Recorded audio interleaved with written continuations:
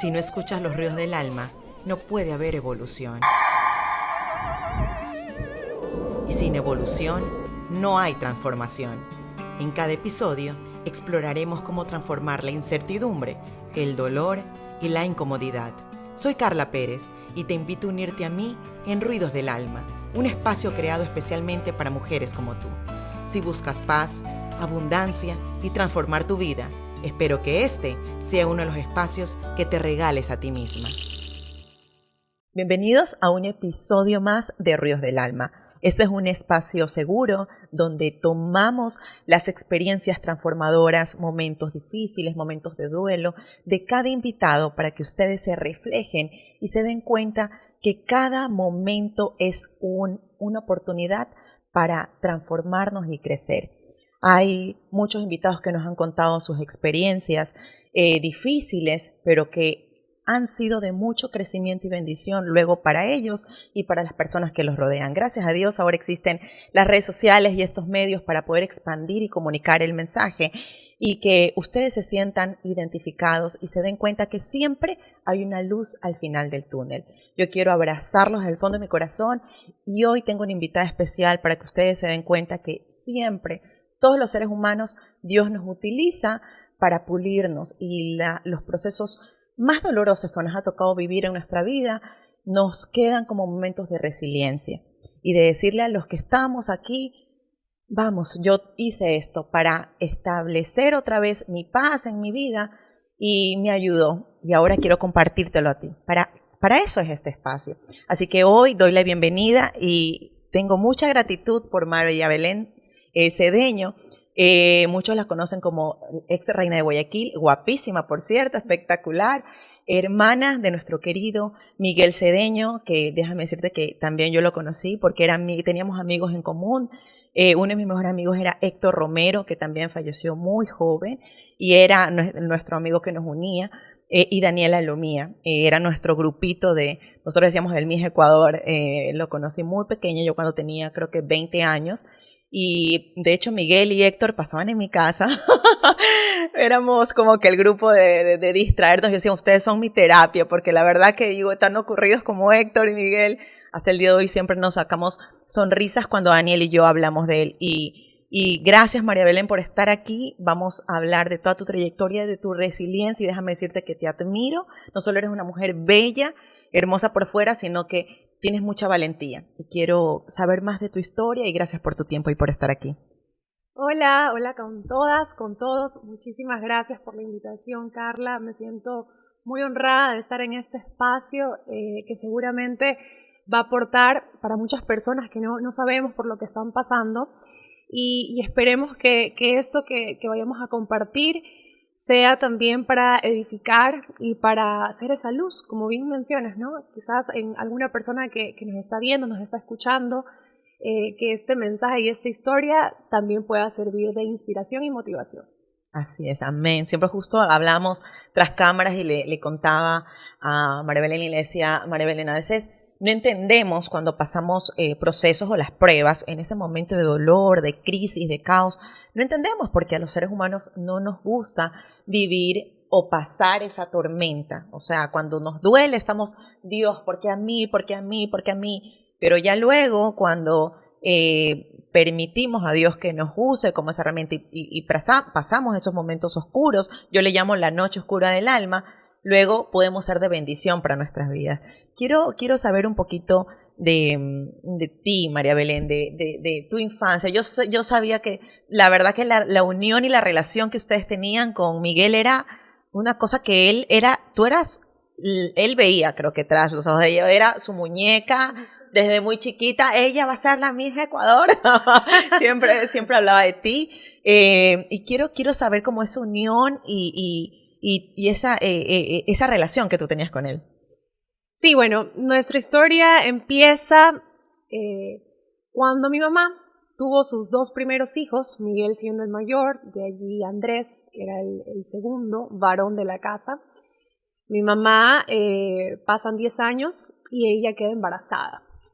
Entonces, en el momento de hacerse la ecografía, todavía no se podía ver el sexo del niño que venía en camino, hasta el día del parto. Cuando en el parto a mi mamá le dicen es una niña, pues cambia toda la perspectiva que tenían en casa, también por parte de mis hermanos y por parte de mis tías y abuela, porque ya esperaban un niño. Y para Miguel, esta fue como un acontecimiento importante en su vida, porque él sí siempre añoró una niña, y eso era lo que le transmitía mucho a mi mamá, su deseo de tener una hermana. Y ocurrió finalmente 10 años después que llegó a su vida, ¿no? Una niña. Pasa el tiempo, ¿no? Y a mis 2 años de edad, nuestro padre decide, pues, separarse de mi madre. Un evento que también marcó, no diría mi vida porque yo no tenía conciencia, claro, a los 2 años, ¿no? Ajá. Pero sí creo que significativamente de mis hermanos. Creo que fue un momento clave para la historia de Miguel como ser humano, porque está ya muy confirmado que la parte psicológica de los niños se forma muy importante en la infancia, ¿no? Es la parte del crecimiento y de cómo nos vamos formando como seres humanos. Entonces a él sí le afectó muchísimo este separamiento de nuestros padres, y hubo mucho dolor en ese proceso porque mi hermano empezó a experimentar bullying, no le iba muy bien en el colegio en tema, no en académico, sino por este problema pues del hostigamiento, del constante acoso por parte de los niños, y él a ser un niño muy retraído, muy tímido, que es algo que las personas no lo saben. Miguel en cámaras siempre fue muy expresivo, muy extrovertido, era un showman. Y era feliz en lo que hacía, pero él realmente puertas adentro o en casa era una persona muy reservada, era una persona que nunca contaba acerca de su trabajo. La típica era que nuestras tías o amigos cercanos le preguntaban, ay, ¿qué pasó con este tema? ¿O qué pasó con tal figura pública? Y Miguel decía, no, ese es mi trabajo, yo aquí no vengo a contar cosas de mi trabajo.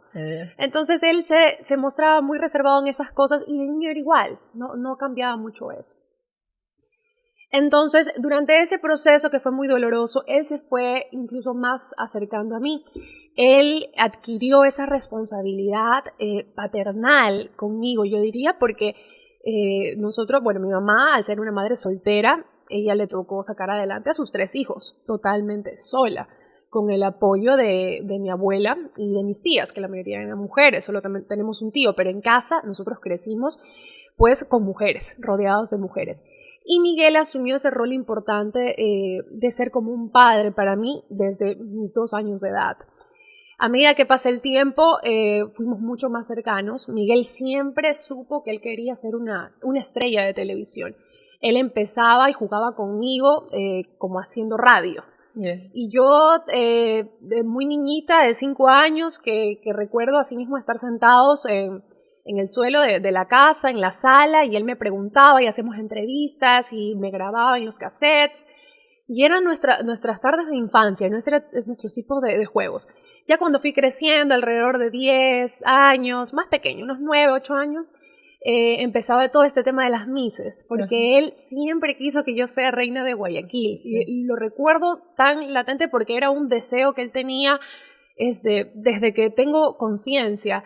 Él siempre quiso que yo sea reina. ¡Qué hermoso! Sí, gracias a Dios, porque creo que no hubiese podido yo ser feliz si no hubiese cumplido ese sueño. Pero desde pequeños él siempre me inyectaba todo esto de las Misses, y yo era un cero a la izquierda totalmente. A mí no me gustaba nada de eso. Yo era... Pero tú tienes todo el porte de Miss. Bueno, eso también parte de mi imagen. La verdad es que yo considero que todo lo que soy ha sido un constante trabajo de parte de Miguel. Él proyectó sus deseos en mí, y yo como lo veía también como una figura paterna. Tal vez no en mi infancia no sabía que él era como, ay, mi papá se fue y él ahora es mi papá. Eso no es lo que uno piensa. Uno ve a su hermano mayor. Exacto. Uno ve a su hermano mayor que está pendiente, que es extremadamente cariñoso, que siempre quiere jugar. Él siempre quería jugar. Y ahora que yo lo veo esto en retrospectiva, me doy cuenta que como su infancia fue muy dura a nivel de escuela, de colegio, por el mucho bullying, él se refugiaba bastante en su familia, que éramos nosotros, y en especial de su hermana, que siempre también quería jugar, mientras Andrés, mi otro hermano, era mucho más afín a los deportes, a la patineta. Miguel era mucho más casero y quería hacer actividades mucho más ligadas a la comunicación, a la radio, a la toma de fotos, no sé, pues todas esas cosas que podía hacer conmigo su hermana. Entonces va todo este proceso en donde crecimos juntos y la diferencia de edad era importante porque Miguel me lleva 10 años de edad. Entonces él fue creciendo y pues fue también formando la persona que soy hoy. Y a mí me ha costado mucho porque, como te digo, yo no tenía tanta afinidad con esas ideas que él tenía. Ser Miss para mí era como que tenía el estereotipo de estas mujeres inalcanzables o que son, digamos, tienen una forma de ser muy como refinada o que te miran por el hombro. Tenía este estereotipo de las Misses, pero en realidad Miguel más se enfocó en hacerme entender la importancia de el cuidado personal, la importancia de saber hablar, de saber expresarse de forma correcta y créeme que la mayor parte de las cosas que yo sé hoy las adquirí por estos huevos de niños, porque él era mi ejemplo a seguir y yo más allá de no tener esta afinidad a esas cosas que él me enseñaba que eran muy femeninas o muy de Miss, más que todo de Miss sería la palabra correcta, yo lo hacía porque veía en él una felicidad enorme, o sea, era una motivación que de él surgía para enseñarme todas estas cosas que yo solamente quería complacerlo, ¿no? Como ser feliz junto a él. Sí. Y cada paso que nosotros dábamos para él era importante. Entonces, yo llegué, pues bueno, ya en primer año de universidad, él justamente estábamos en la etapa en donde él ingresaba a TC Televisión, donde él ya era muy conocido por el tema de la cerecita del pastel y él estaba en todo su auge porque había entrado a Soy el Mejor. Entonces ahí él estaba como participante. Y ese año específicamente yo tenía 18 años, yo ya era una señorita adulta. Y Miguel me dice, este es tu año, este año vas a ingresar a Reina de Guayaquil.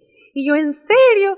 Y yo obviamente con nerviosismo porque no era algo que a mí me movía al piso, más bien tenía temor de que no cumpla las expectativas, tú sabes, las inseguridades. Yo era una chica extremadamente delgadita y tenía este estereotipo de las misses. Y además, mi primer año de universidad, yo no es que tenía como ropa muy casual, elegante, que es lo que usualmente tú necesitas en este tipo de concursos, ¿no? O sea, es como prácticamente lanzarte a la sociedad, ¿no? Sin embargo, lo que yo sí creía fervientemente que sí tenía y que era parte de mi seguridad era esto de que yo no le tenía miedo a las cámaras, yo no le tenía miedo a hablar en público, desde el colegio hice mucho voluntariado, entonces tenía esas herramientas que sí me favorecían y que me hacían sentir como que el concurso sí podía responder a estas aptitudes y estos valores que yo tenía. Digamos que había que trabajar la otra parte, la parte de ver y ser y caminar y expresarte como Miss, ¿no? Que es algo que se aprende también. Sí, total. Entonces yo le dije, ok, está bien, como siempre complaciéndolo, con mucho temor, con muchas ansias de ver qué pasaba. En ese entonces el concurso duraba 5 meses y yo decía, ¿cómo voy a hacer con la universidad? Por ahí el primer mes estuve batallando un poco porque consumía gran parte del día y yo estaba estudiando. Era ya, claro, el primer año de universidad y era complicado para mí porque yo había escogido todas las materias. Y luego también pasó la otra parte de que como yo era un estudiante, yo no tenía esto de la ropa, los outfits, el vestuario. Entonces yo le dije a Miguel, a ver, si tú quieres que yo esté concursando, tú me tienes que comprar la ropa porque yo tengo puros Converse, puros zapatos deportivos, puros jeans. Y ya yo no sé cómo más ir. Entonces, recuerdo claramente que nos fuimos y recorrimos todos los centros comerciales de Guayaquil y de cada centro comercial salíamos con las fundas de ropa. En ese tiempo no existía o no estaba muy en auge esto de que tú vas a alguna boutique que te auspicie o el tipo de canje, no sé. Eso realmente no existía en esa época. Era tu ropa del closet o lo que podías comprarte. Entonces Miguel, como había ingresado a este nuevo trabajo, todo su sueldo creo que se lo gastó en mí, en maquillaje, en todo el vestuario, en zapatos. Y bueno, ahí sí yo también me emocioné, yo ahí sí como que dije, ok, ahora sí voy con todo, ahora sí, porque uno se empodera, uno ya empieza a ver cómo te queda la ropa, todas esas cosas te llenan también de seguridad. Exacto. Entonces, mi hermano hizo todo para que yo siempre me sienta segura. Y así fue. Además de la ropa, también él seguía preparándome a nivel... bueno, él no era tanto a la parte de pasarela, para eso tuve un profesor también, que él lo puso, él lo escogió y estuvo muy enfocado en mí. Él seguía enseñándome la parte de expresarme, ¿no? O me metía muchísima presión. Miguel era muy bueno sacando lo mejor de las personas y yo creo que las personas que lo trataron o lo conocen le tienen muchísimo aprecio porque él era especialista en inyectar a las personas que podían creer en ellas mismas y sacar su mejor potencial. Era una persona que veía a alguien y le pasó mucho con sus compañeros de trabajo, que veía a una Silvana Torres, que veía a una Alejandra Sánchez, que veía a una Lisette Cedeño y les proyectaba y les transmitía muchísima seguridad para que ellas también vayan desenvolviéndose y vayan creciendo en su trabajo, y lo sé por fuente de ellas mismas. Entonces eso pasó también conmigo. Él sabía que había un diamante que ni siquiera yo sabía. Él me tenía toda la fe que yo no me tenía como mujer. O sea, yo era una adolescente que ahora estaba siendo mujer y él estaba tratando de sacar lo mejor en mí. Entonces trabajábamos muchísimo bajo presión. Él me hacía preguntas en el carro, me decía, a ver, salíamos pues de un día de competencia, ¿no? En el transcurso del concurso. Me acuerdo 7 de la noche, yo iba en el carro, mi mamá iba manejando, Miguel iba de copiloto y yo iba atrás. Y él me decía, a ver, vamos a hacer preguntas. Y yo como estaba agotada, yo le decía, ay no, ahorita no, ya no quiero, ya he estado todo el día, y allá pues era todo el día con tacos, o todo el día regia intacta. Total. Y yo la verdad hacía el esfuerzo para poder estar todo el día bien, y él me decía, no, entonces, ¿así para qué? Ya te voy a sacar del concurso. O sea, tú no vas a ganar, yo no voy a quedar como puerco, y cosas así como él hablaba, ¿no? Sí. Y yo como que, me dice, no, qué pena que sea así. Me hacía llorar, y yo en el carro como que, yo decía, ¿será que en serio no la estoy dando? ¿Será que esto no es para mí? O sea, quizás estoy perdiendo mi tiempo. Me dice, no, yo quiero verte segura, yo quiero verte decidida por lo que estás haciendo. Si ya nos metimos a esto, hay que dar el 100%. Y esa era la forma de él de formar, ¿no? Formar carácter, de formar personalidad, porque él era mi ejemplo. Y imagínate una persona como él que trabajaba en farándula, un medio tan controversial, con cosas muy lindas, pero también con mucha toxicidad. El manejo, digamos, la inteligencia emocional para manejar este tipo de medios debe estar desarrollada, porque si no termina afectándote muy a la larga. Y Miguel siempre fue blanco para recibir buenas y malas críticas, para tener gente que lo apoyaba y para tener detractores, porque el enemigo creo que no tuvo, él no era una persona que le hacía mal a nadie, pero siempre hay personas que simplemente no te desean el bien, o hay mucha envidia, o hay mucho como quieren estar en el lugar en que tú estás y para llamar la atención o escalar tratan de llamar tu atención. Entonces, bueno, yo veía todo eso, yo veía cómo él lo manejaba y para mí era increíble, y esa es otra de las cosas que tengo de Miguel. A mí realmente, y el concurso me pasó también, que yo llegaba al concurso y bueno, pues éramos 16 mujeres, algunas de mi edad, yo tenía 18 años, pero había chicas hasta los 26 años, había de 18 a 26 años más o menos. Y el ambiente a veces era tenso porque había mucha envidia o había los típicos que te miraban de arriba y abajo, te miraban mal, había chismes, había todas estas cosas. Y yo realmente para poder llevar eso, yo le contaba todo esto a mi hermano y Miguel me decía, no, tú te tienes que enfocar en ti, en cómo ser mejor, en ver tus debilidades. Las personas que se enfocan en los demás ya son perdedores, porque ¿cómo vas a superar tus propias debilidades si estás viendo las fortalezas de los demás? Entonces ahí viene lo que él también me decía y lo recuerdo mucho. Él te coacheaba, sí, siempre. Sí, totalmente. Entonces él me decía, los ganadores se enfocan en sí mismos, los perdedores se enfocan en los ganadores. Entonces realmente es algo que me ha servido para todo en la vida, no solamente para la parte de los concursos, que duró 5 meses, se acabó y ya está, para el trabajo, para las amistades, para las relaciones. A veces enfocarse en otras personas o en terceros no nos beneficia en lo absoluto, nos hace perder el horizonte y no ver realmente los problemas o los desafíos que uno internamente tiene. Entonces Miguel para mí fue esta persona que era mi hermano, mi padre, pero también era ese ejemplo a seguir y esa figura de admiración que yo tenía y tengo hasta el día de hoy, porque incluso cuando él estuvo en la peor etapa de su vida, que fue enfrentarse con el cáncer, ese momento también, o sea, yo hasta el día de hoy, hasta cuando me ocurre algo, sea laboral, familiar o algo personal, yo recuerdo a una persona que tuvo cáncer y quería trabajar, a una persona que tuvo cáncer y tenía tiempo para sus amigos, a una persona que pese a la depresión, porque cuando tú tienes cáncer es muy probable que también te dé depresión, que no se tiene que confundir con estar triste. Ajá. La depresión es una enfermedad mental, cuando tu cerebro ya no produce la hormona que te lleva a ser feliz. Entonces, estoy hablando de un Miguel que tuvo depresión y quería seguir viviendo. O sea, para mí ese es el ejemplo que tengo de mi hermano y que está latente hasta el día de hoy. Ay, yo de verdad no le he interrumpido porque digo, wow, qué hermoso saber que él fue tu inspiración. Y te digo, o sea, él te coachaba y ha fortalecido esa parte de, ok, yo ahora no solo lo utilicé, como dijo María Belén, en su concurso, sino en todos los aspectos de su vida. Vamos a profundizar en el tema después de este corte. El proceso del duelo, vamos a hablar de la fortaleza donde tú la tomaste, María Belén, y justo me decía tras cámaras María Belén, yo lo vi a mi hermano, de hecho sacar un nuevo programa aún estando, y de hecho los capítulos los grabó en Solca, veía a un Miguel que a pesar de que tenía 2, 3 horas de permiso, grababa 6, 7 horas, esa fortaleza ya no era humana.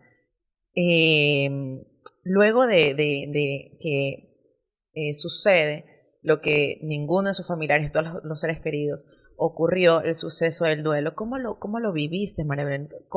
¿De dónde tú tomaste fuerzas o cuáles fueron las herramientas que tú utilizaste para poder sobrellevar este momento de dolor? Bueno, para ser muy franca, muy sincera, ya casi han pasado 2 años y medio, más o menos, del fallecimiento de Miguel. Y es un proceso que continúa. El tema del duelo, la verdad, no es algo que tú sabes que empieza, pero no sabes cuándo va a terminar.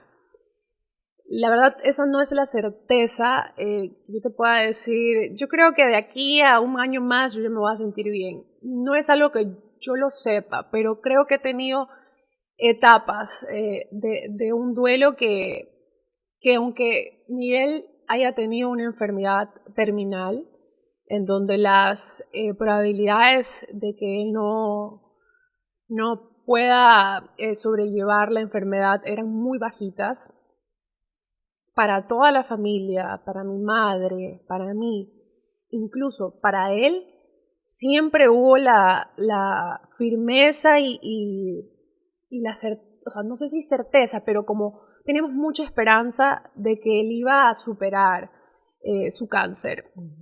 Porque incluso el día que él fallece, él simplemente se aferró a la vida, o sea, él no creía que podía fallecer ese día. Creo que nunca estuvo preparado para aceptar que su enfermedad podía ser, se lo podía llevar. Sin embargo, cuando esto ocurre, porque yo estuve ahí cuando ocurrió, yo estuve ahí cuando estábamos en su habitación en Solca, y bueno, hay cosas que pasan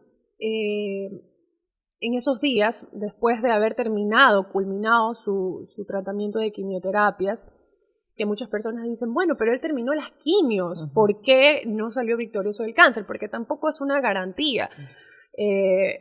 Las quimioterapias, así como eliminan las células cancerígenas, también eliminan las células buenas del cuerpo y eso te debilita. Exacto. Entonces, es un proceso muy desgastante para el ser humano, es muy fuerte y el cáncer que él tenía era muy agresivo, muy agresivo. Entonces, cuando nosotros estábamos allí, él ya tenía problemas a nivel pulmonar, ya no le estaban respondiendo sus pulmones, le costaba cada vez más respirar, la hinchazón en general del cuerpo era mucho más difícil de manejarla. Entonces él se hallaba en una situación en donde sabía que físicamente no podía, él estaba consciente de que ya no podía. La noche anterior de su fallecimiento, nosotros conversando, él me decía, a ver, ¿cómo voy a hacer para ir a trabajar si ya no puedo mover el brazo? Él ya no tenía motricidad en su brazo, que era donde estaba el tumor cancerígeno. Y se veía el brazo y decía, ¿cómo voy a hacer esto? Entonces yo recordé que en pandemia a él le tocó trabajar en casa e hizo de todo para adecuar la casa para que funcionara como especie de estudio y poder transmitir al aire mientras estábamos en pandemia. Entonces yo le ayudaba. Yo era como su asistente de producción y yo le decía, bueno, eso no es problema, yo te puedo ayudar o puedo estar ahí contigo, ese puede ser mi nuevo trabajo. Y él solo me escuchaba y luego decía, pero estoy conectado también al respirador, ¿cómo voy a hacer con esto? Y cada vez surgían más preguntas que obviamente yo no podía responder. Y creo que ahí en ese momento también yo, y esto lo digo también mirando hacia atrás, porque en ese momento no lo iba a saber, que él le hacía estas preguntas y yo me iba quedando sin respuesta e iba entrando en un proceso de shock. Y claro, o sea, ¿qué le puedo decir a mi hermano que está pasando por esta situación difícil que yo no tengo la respuesta, ni siquiera los doctores tienen la respuesta? O sea, ya se trata de algo en que estás con la voluntad del Señor y realmente en esos momentos suena ahora como decirlo, sí, es la voluntad del Señor, pero en esos momentos tú no tienes la capacidad emocional ni intelectual de entender lo que está pasando. O sea, es algo que no sabes cómo reaccionar. Y uno solo trata de estar ahí, de acompañar.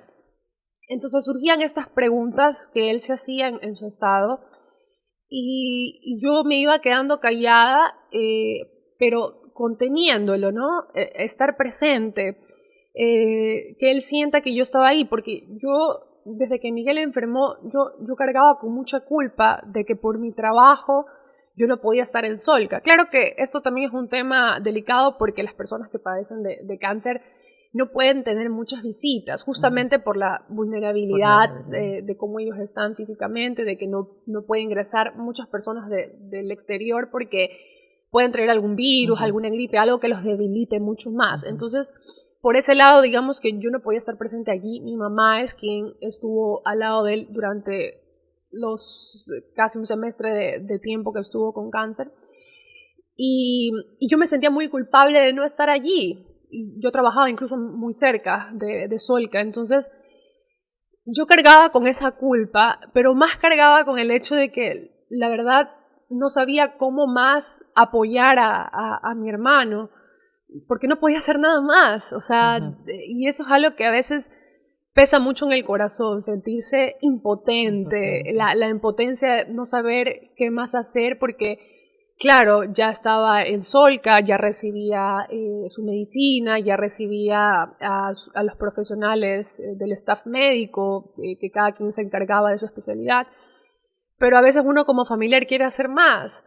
¿Y qué haces cuando tienes a tu hermano con cáncer? O sea, es una pregunta que yo creo que ni hoy podría responderla. Yo no tengo la respuesta a qué es lo mejor que hay que hacer, pero lo que yo hice y que fue lo que me costó estos últimos años entender es que hice lo que humanamente estuvo a mi disposición, porque sí cargaba con mucha culpa de no haber estado todo el tiempo presente. Entonces al día siguiente él ya amanece mucho peor con el tema de los pulmones, Yo ya había pedido permiso a mi trabajo para poder trabajar desde Solca, me podía conectar online, entonces era una posibilidad que mi trabajo me dio. Y recuerdo a un Miguel que se levantó mucho más adolorido, pero que seguía preocupándose por mí. Y me decía, ¿y ya desayunaste? ¿Y ya tan temprano estás trabajando? ¿Y esto y otro? Y yo decía, como, Dios, el amor de este ser humano hacia mí es incondicional. O sea, él debería estar pensando en mil otras cosas y se preocupa por si su hermana desayunó. Así era Miguel. Entonces, luego de eso, pues ya ingresaron el staff médico y nos hicieron conocer, bueno, a mi mamá, a mí y a Miguel, que el siguiente paso para él era llevarlo a terapia intensiva. Y para nosotros no fue como algo tan alarmante porque él ya había ingresado a terapia intensiva durante todo el proceso de cáncer.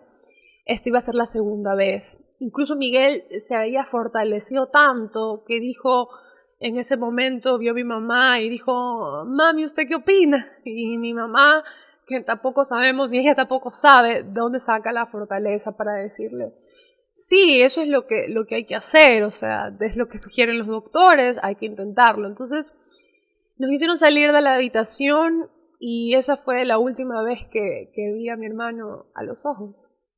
Sí, esa fue la última vez y lo recuerdo tanto porque a mí me hubiese gustado que los doctores nos hubiesen dicho como que es muy probable que de esta no vaya a salir. Pero en lugar de hacer eso, ellos esperaron a dormirlo para llevarlo a terapia intensiva y cuando ya lo sacan en camilla nos dicen es muy probable que no vaya a salir de eso. Entonces mi mamá y yo nos quedamos como que, o sea, no podíamos creer cómo había pasado todo esto así, cómo había sido tan rápido, cómo tan rápido empeora a tu familiar. Sin embargo, trato de entender también a la otra parte, ¿no? A la parte de los doctores, porque no sé si ellos también tenían la misma fe o la misma esperanza de que su paciente iba a salir, ¿no? Entonces, bueno, a partir de eso fue un día difícil porque pasó todo el día en terapia intensiva. Y nosotros allí esperando a que mejore su situación. Ya al llegar la noche, estando allí, el internista, que es quien está en UCI, nos dice, estamos esperando hasta que en otras palabras, porque las palabras que él utilizó fueron médicas, pero prácticamente nos dijo, estamos esperando a que él agote todos sus recursos, como su fuerza física, para que ya fallezca. Entonces, nosotras no lo podíamos creer y yo solo veía a mi hermano conectado en UCI, que son a estas habitaciones muy frías, ya no estaba en la comodidad de su habitación, sino que, o sea, prácticamente todo este proceso de llegar y decir hay que trasladarlo a UCI era simplemente como la antesala para decir es momento de dejarlo ir y para nosotras era, porque solo estaba mi mamá y yo, era como no podemos aceptar esto, o sea, no había resignación allí. Habíamos hablado con Miguel en la mañana y ya para la tarde, noche ya lo habían desahuciado. Entonces, creo que nos aferramos mucho a la idea de que él podía mejorar. Luego lo siguiente que pasó fue que efectivamente su fuerza y por los latidos de su corazón fue debilitándose y yo estuve cuando Miguel falleció y se nos fue y la verdad es que se nos fue físicamente porque yo hasta el día de hoy siento la presencia de mi hermano, tenemos una conexión muy fuerte, pero en ese momento tú solo estás inundada de dolor, o sea, no sé cómo explicar cómo uno vive esa situación. Yo sé que a todos nos toca vivir momentos así, ¿no? De que algún familiar fallece, se nos adelanta. Todos en algún momento vamos a irnos, ese es el ciclo de la vida, pero todo el trayecto que fue vivir con Miguel y padecer su cáncer, sí es algo que creo que nos transformó la vida a todos y a mí en especial, pues soy una mujer antes y después del fallecimiento de mi hermano. Recuerdo esos días de estar en un estado de shock, de no hacer absolutamente nada, de no poder trabajar, de no poder hacer nada. O sea, la verdad es que me tiré al abandono. No tenía ganas de existir. Yo soy muy creyente de Dios. Nunca pensé en atentar contra mi vida, pero yo ya no quería vivir. O sea, yo no tenía ganas de hacer absolutamente nada. Ya mi vida como que yo sentía que no tenía un propósito, porque había muchos sueños con Miguel, no solamente laborales. Nosotros somos personas que han salido adelante con mucho esfuerzo. Venimos de familias, de una familia que ha salido adelante por trabajo diario. Mi abuelito era panadero, mi abuelita era enfermera y crecimos con esos ejemplos. Entonces, que Miguel haya alcanzado su sueño ha sido a costa de mucho trabajo. Entonces, todo el trayecto de nuestras vidas,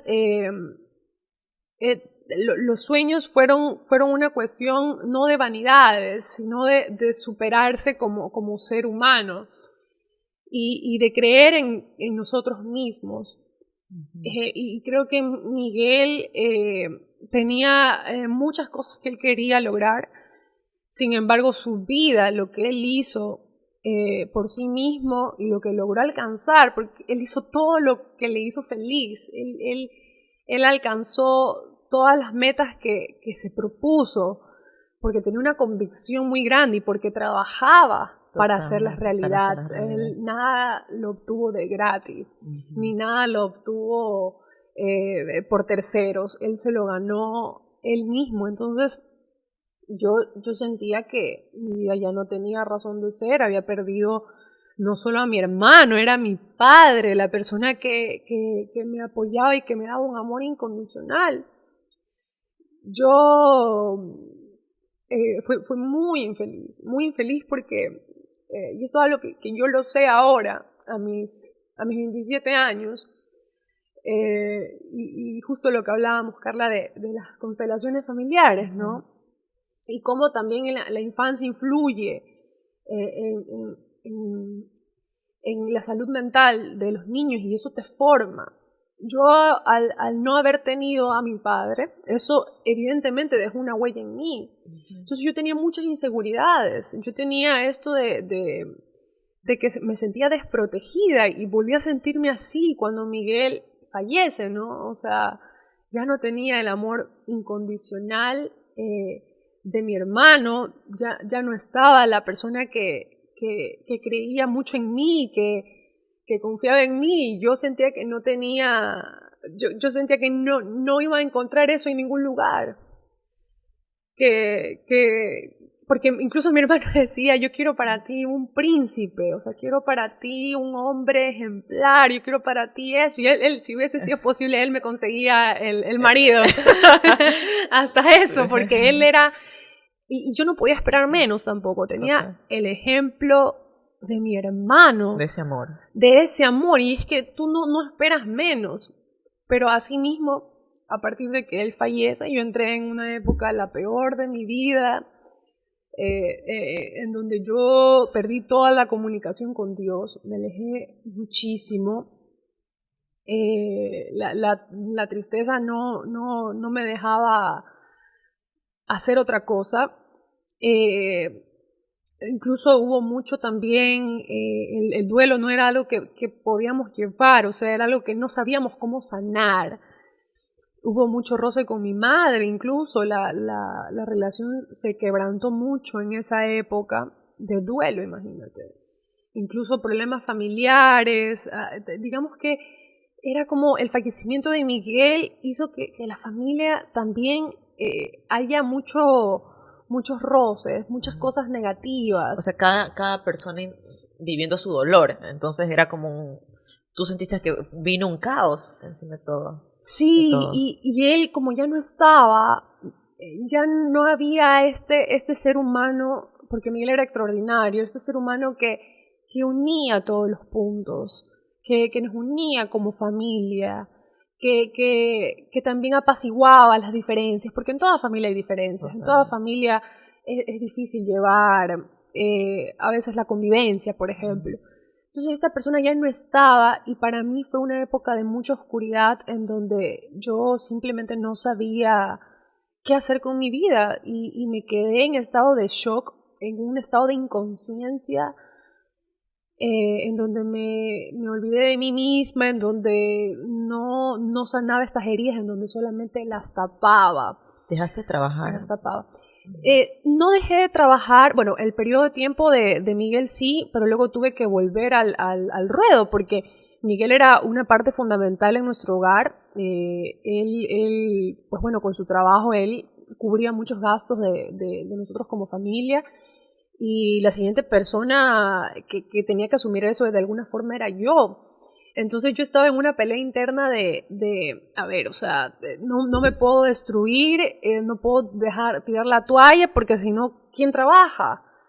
¿Quién es la persona que cubre con estas cosas? O sea, yo me tengo que parar como sea.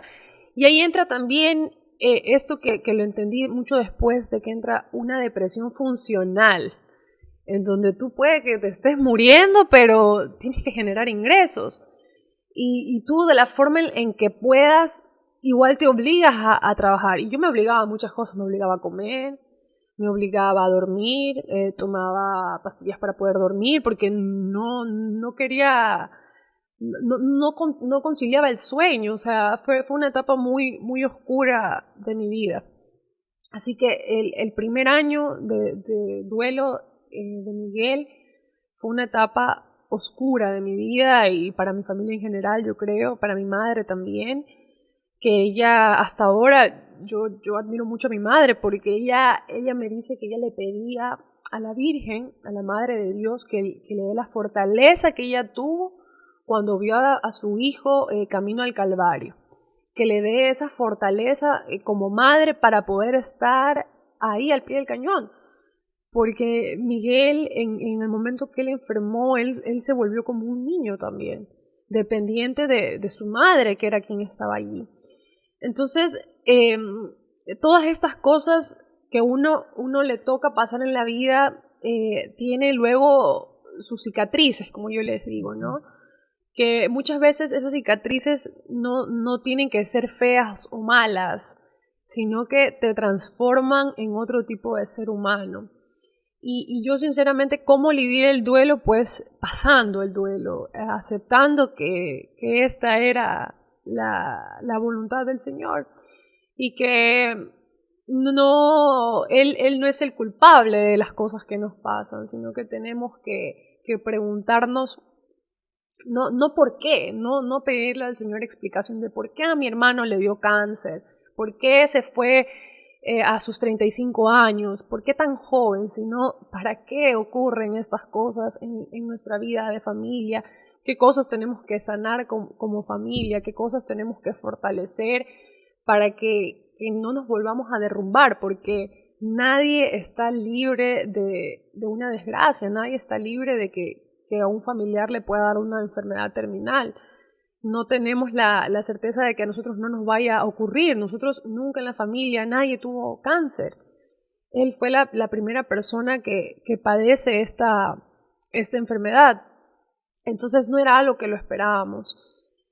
Así que el duelo lo pasé como pude, con las herramientas que pude, de la ¿Fuiste forma a que terapia? ¿A terapia? No. Sí, la terapia llegó después, llegó un año después, O cuando... sea, en ese año estuviste sola, Sí, estuve trabajando. sola. Es como tú dijiste, es como que trataste de tapar todo eso con tiempo de trabajo y todo lo que te tocaba hacer, obligada, pero no acudiste a terapia.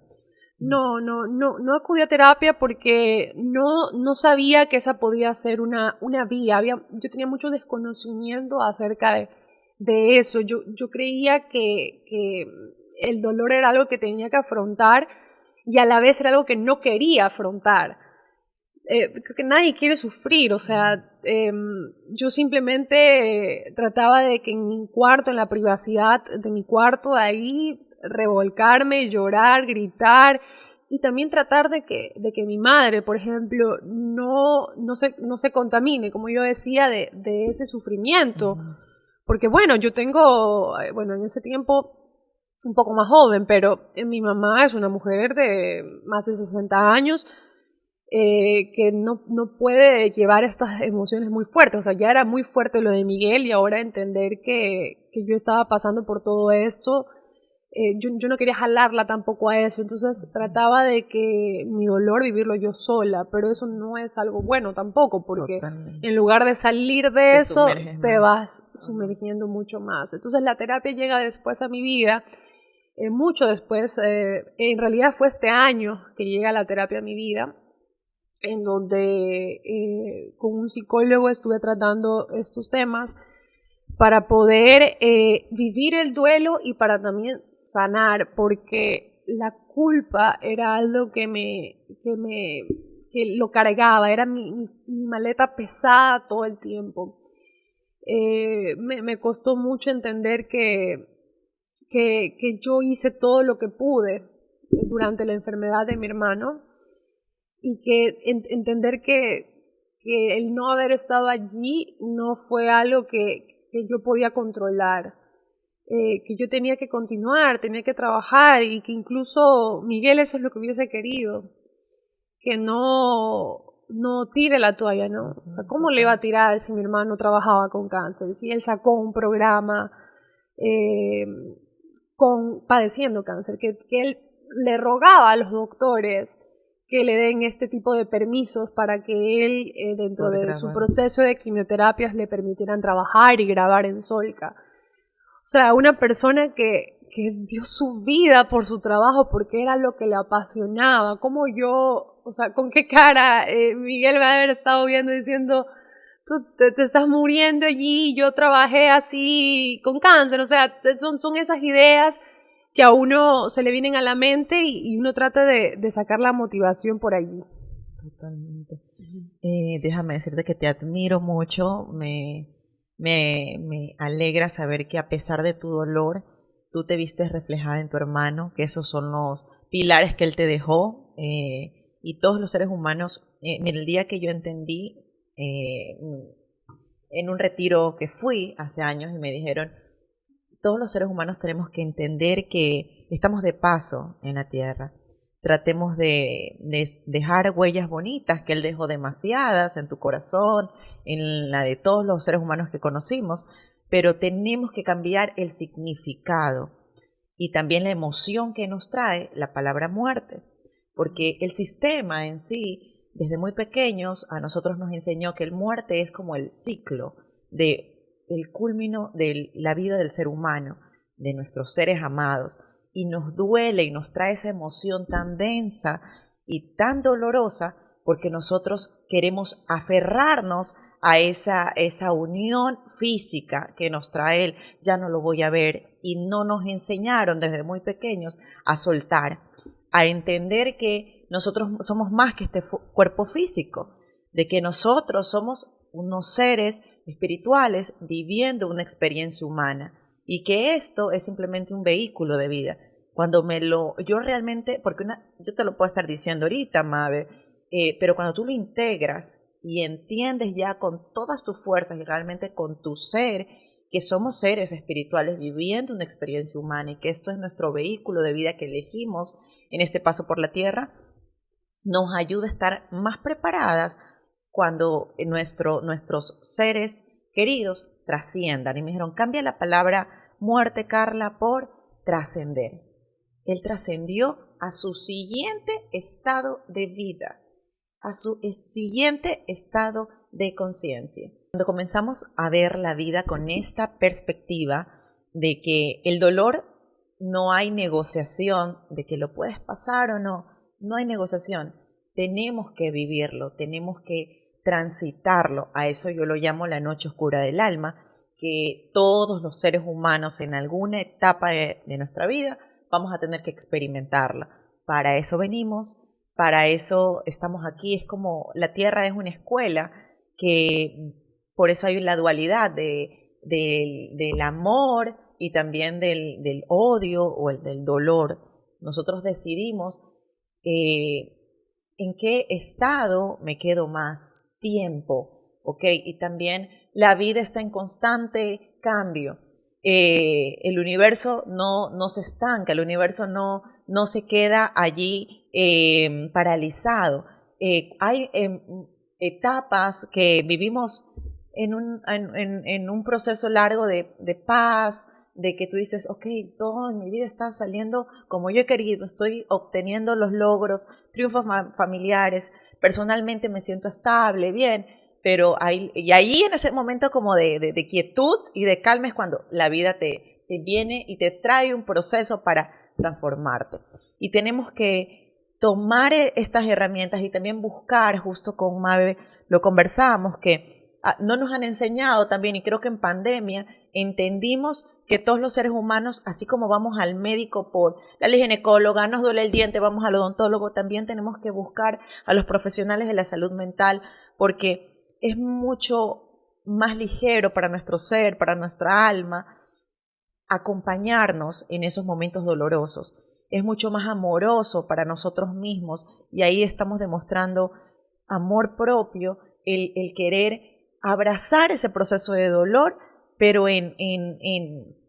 teniendo una herramienta, las distintas que hay, que a mí me sirva o que a mí me funcione para hacerlo un poco más llevadero. Ese tránsito que me va a tocar vivir y que todos, a mí me dijeron, Carla, y una de mis terapeutas en ese momento de duelo me dijo, Carla, yo no te voy a ayudar o yo no te voy a evitar ese dolor o esas lágrimas, porque yo iba encharcada de lágrimas, decía, yo ya no quiero, sáqueme por favor, porque yo siento que no puedo respirar. O sea, llega un momento de depresión, y la depresión es una enfermedad mental.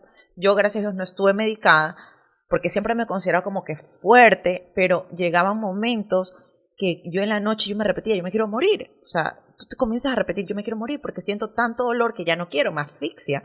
Y ahí es cuando la terapeuta te dice, Carla, yo no puedo sacarte esa sensación de asfixia, de dolor, o de amargura, frustración, de impotencia, o ya esas emociones tan densas comienzan a somatizarse en tu cuerpo y te crea ya síntomas de asfixia.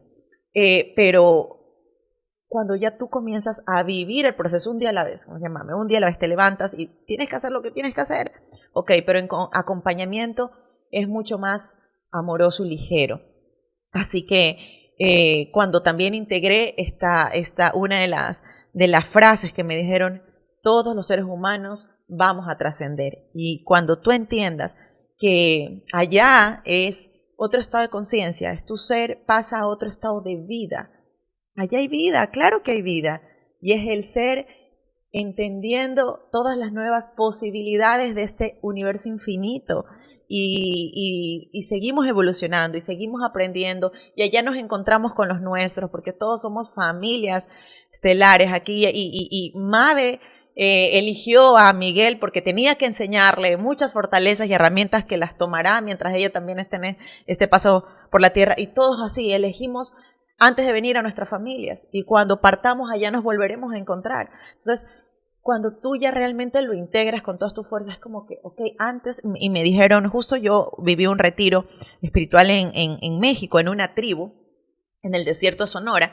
De hecho, en esta tribu, ellos se alimentan solo con pez, son pesetarianos, y me decían, cuando alguien fallece de la tribu, nosotros los cremamos a los 3 días y las cenizas las esparcimos en el mar, porque el mar es parte del universo y nosotros es como una fiesta. Ese día consumimos frutas y hacemos un banquete y sabemos que nuestro familiar ya trascendió y allá también hay fiesta y él nos estará cuidando y jamás esa energía y ese ser se desconecta de nosotros. Están allí y es porque entendemos y es como ellos decían, ellos hablan mucho como de su tercer ojo, de la conciencia. Nosotros, nuestro tercer ojo está abierto porque nosotros estamos comunicados con ese Dios abundante, infinito, que todo lo creó. Así que para nosotros la muerte es simplemente el paso a esa nueva vida que hay. Así que qué hermoso, lo supo integrar muy bien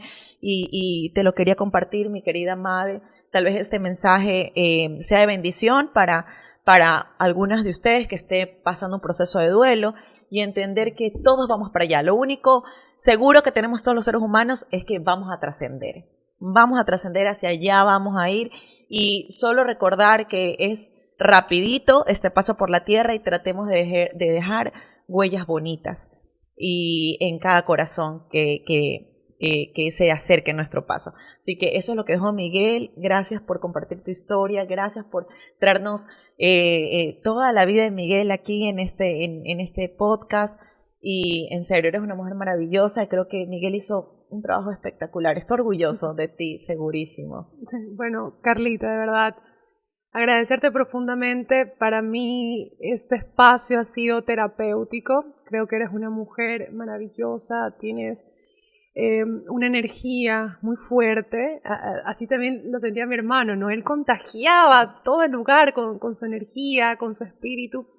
Y créeme que tú eres una mujer especial y me da tanto gusto ver cómo en ti tienes claro cuál es tu función aquí en esta vida, inspirar a otras personas a encontrarse también, a encontrar su ser. Qué lindo propósito que Dios ha puesto en ti, porque definitivamente creo que eso no es coincidencia. Las cosas que hemos tocado, que hemos hablado, me han tocado profundamente.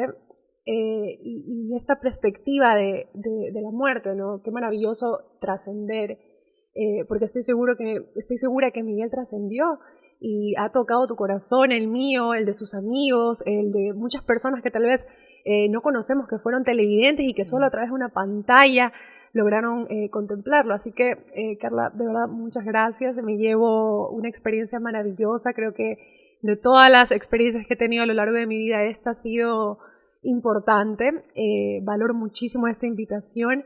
Espero también que haya sido de gran utilidad para muchas personas que nos están viendo y escuchando. Y eso, me siento muy emocionada. Creo que a diferencia de otras ocasiones en donde he hablado de luto, en este de aquí ha sido diferente porque el dolor siempre ha sido el foco muchas veces, ¿no? Y quedarnos en el dolor es algo que uno decide, como bien dices. Cada quien tiene su tiempo, su proceso, pero es importante también saber que tenemos muchas otras herramientas y que tal vez si no tenemos los recursos para acudir a un psicólogo, tal vez si no tenemos, incluso somos incrédulos, esta es una instancia, un momento importante para decir sí, hay opciones y hay formas. Nosotros los seres humanos lo tenemos todo para trascender, simplemente tenemos que estar vigilantes de saber cómo administrar esta vida. Somos administradores de esta vida, así la carga se vuelve mucho más ligera. Sí, amén. Tenemos una dinámica antes de cerrar el podcast que es leer 3 cartas, tú lo escoges al azar de un curso de milagros. Ay, y siempre sale como lo que hemos hablado del podcast, así que barájalos y escoge 3. Mi querida María Belén. Coge los cajitos. Sí, y escoge 3 cartas, la que te salga, la que tú sientes. A ver. Se quedó una. Listo, a ver. Ahí. Ya. La primera. Ya. Pongo la paz de Dios en tus manos y en tu corazón para que la conserves y la compartas. El corazón la puede conservar debido a su pureza y las manos la pueden ofrecer debido a su fuerza. no podemos perder.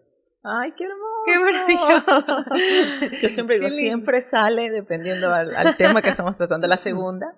Bellísimo, a ver, voy a poner hasta el final. El único aspecto del tiempo que es eterno es el ahora. Qué interesante, ¿no? De estar Total, aquí y ahora. Y la última, Mabe. Y la última. Para el espíritu, obtener no significa nada y dar lo es todo. Qué hermoso, Hermosísimo. qué hermoso. ¿Qué es lo que dio Miguel hasta el último minuto? Así es. Es eso, el amor es nosotros somos amor, sino que a veces los miedos o las huellas que ha dejado personas que te han lastimado, que han pasado por tu vida, hacen que dejemos de dar lo que somos en esencia. Así que nunca tengamos miedo a seguir dando amor, lo que somos. Y me encanta siempre darles un recuerdo de Ruidos del Alma a mis invitados especiales. Yo creo mucho en la energía, para mí todo tiene energía, las plantas, los cuarzos. Y este cuarzo rosa se dice que nos ayuda a conectar mucho con nuestro corazón, a las mujeres nos ayuda a elevar la intuición y a elevar nuestro amor propio, autoestima, teniéndolo cerca siempre en nuestro corazón. Así que es un detalle de corazón a corazón. Muchísimas gracias, Carla. Gracias, este es un regalo magnífico, muy significativo. Me lo llevo mucho en mi corazón. Miguel siempre tuvo a sus amigos y por algo fue amigo de sus amigos. y veo en ti esa mujer maravillosa que tiene un potencial increíble, o sea, tú brillas con luz propia. Es increíble la energía maravillosa que proyectas y transmites, contagias. Así que muchísimas gracias, Carla. Como te dije y lo vuelvo a repetir, esta experiencia ha sido maravillosa. Aprender de un corazón como el tuyo, que ha sufrido también, que ha visto momentos de oscuridad, pero que en esos momentos también ha encontrado la luz. Y no solo eso, sino que también la compartes y has vuelto tu propósito. Qué maravilloso conocer personas como tú. Gracias, mi querida Mabe. Espero que este podcast tan especial sea de mucha bendición para tu vida. Recuerda que si no vinimos a dar amor, no estamos compartiendo nuestra esencia. Así que gracias, Mabe, gracias a cada televidente. Y si les gustó este episodio, comenta y comparte a muchas más personas que sepan que necesitan escuchar este testimonio de vida. Gracias, gracias, gracias. Y nos vemos en un siguiente episodio de Ríos del Alma. Si no escuchas los ríos del alma, no puede haber evolución. Y sin evolución, no hay transformación. En cada episodio, exploraremos cómo transformar la incertidumbre, el dolor y la incomodidad. Soy Carla Pérez y te invito a unirte a mí en Ruidos del Alma, un espacio creado especialmente para mujeres como tú. Si buscas paz, abundancia y transformar tu vida, espero que este sea uno de los espacios que te regales a ti misma.